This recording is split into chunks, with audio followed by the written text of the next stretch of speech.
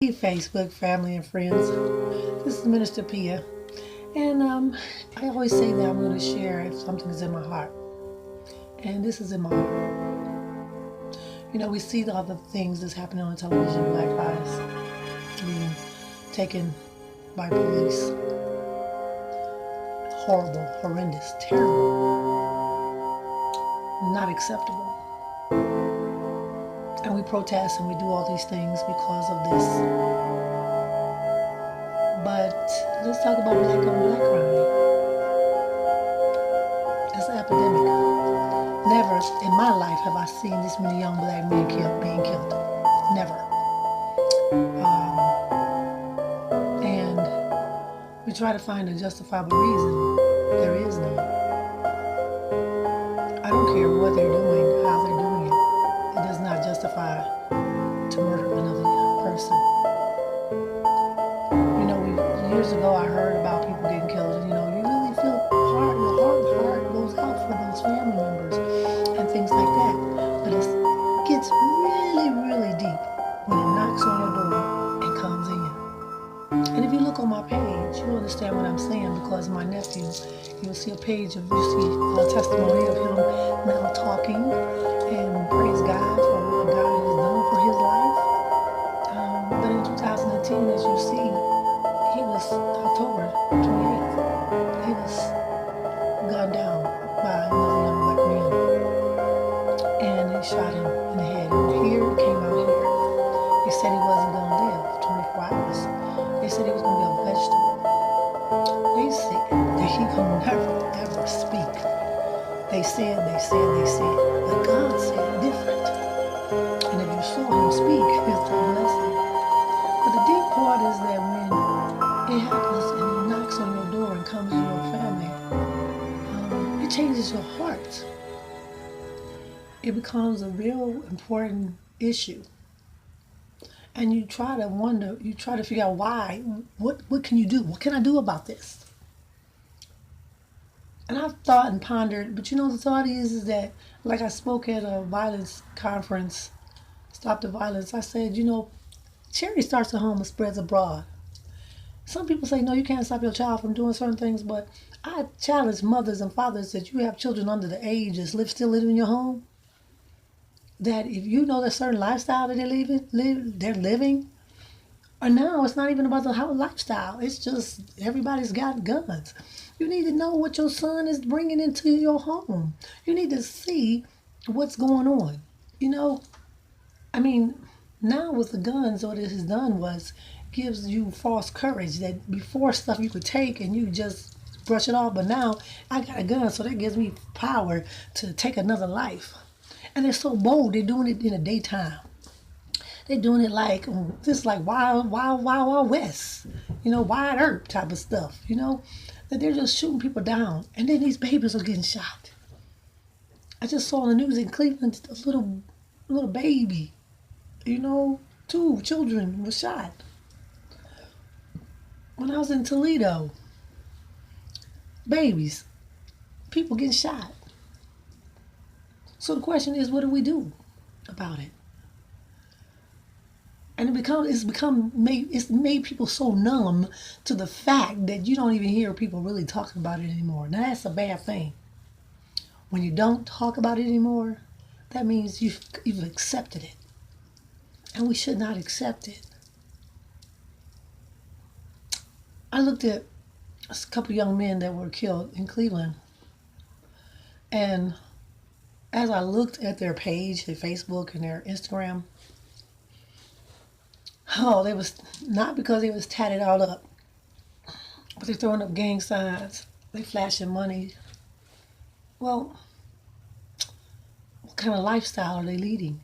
And parents, your child is in high school or out of high school, and you see him flashing and he's rolling with all kinds of money and all this other stuff. You can't tell me you don't know your child is selling some type of drug. And then all of a sudden, now I'm not saying this, please understand me. Please understand me. And I'm not saying this to be mean.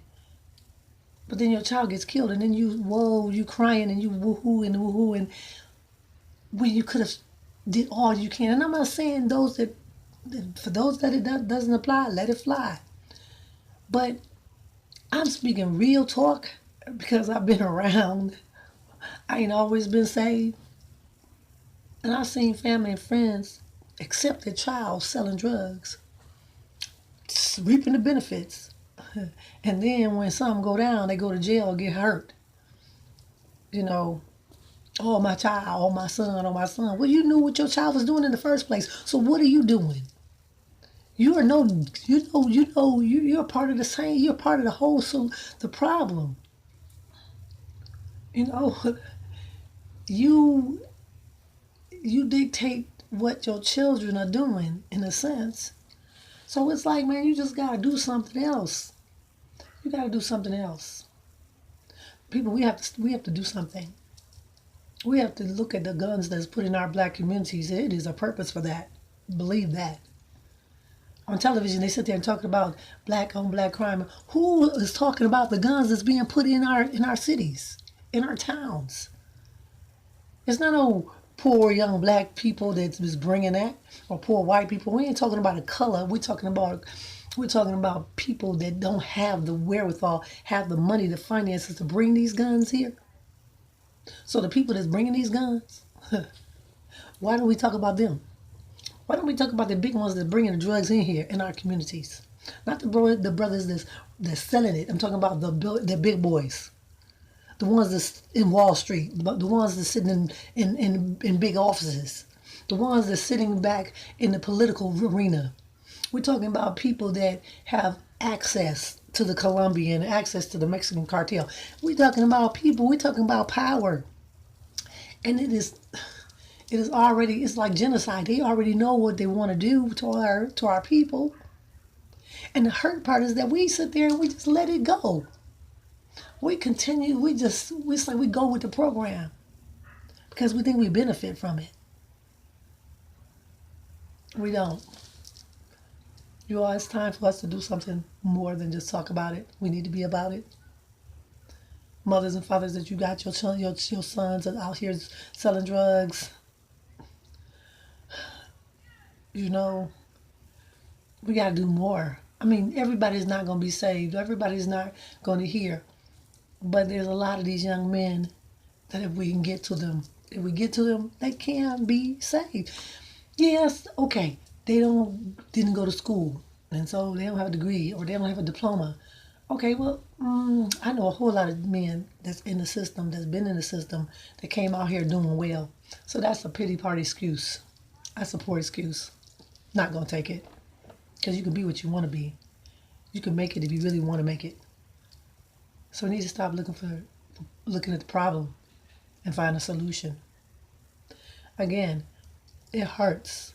It hurts really bad to see my nephew in the position that he's in. You know, I mean, trust me.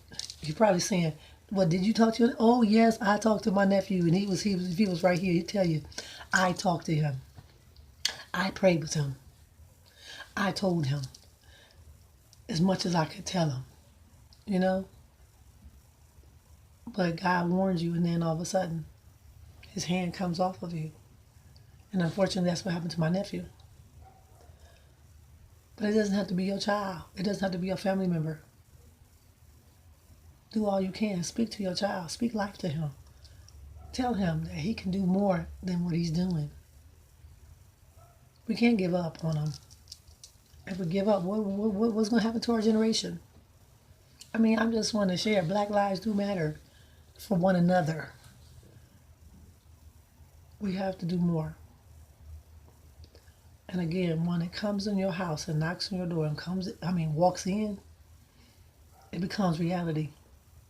I'm an auntie that looks at my nephew, and sometimes my sister gets upset because I don't see him.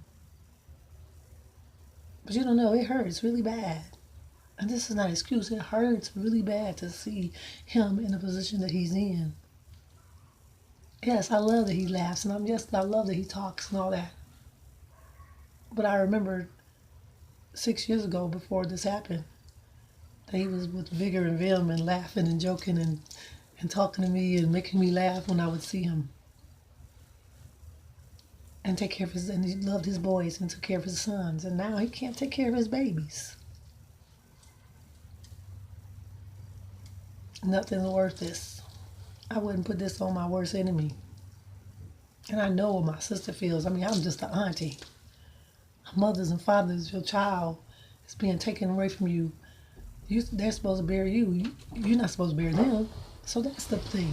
Jesus is asking us to do all we can do so we can be the best we can be. So God will do this and God will do it, and we just know it. So this is not my last message for ministry, but this is my sharing ministry to you all.